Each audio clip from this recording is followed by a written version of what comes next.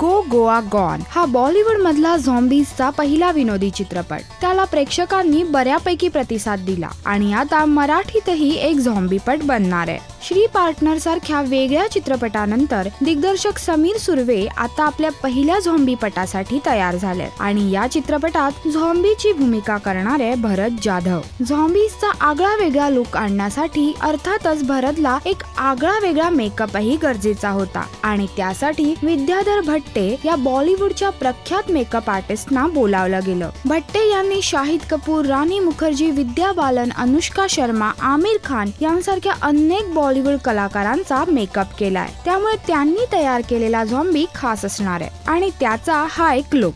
तर भरतचा हा झॉम्बी अवतार तुम्हाला कसा वाटला आम्हाला नक्की कळवा. राष्ट्रीय मराठी करिता श्वेतांबरा सावंत. नमस्कार, मी भरत जाधव आणि तुम्ही पाहत आहात राजश्री मराठी.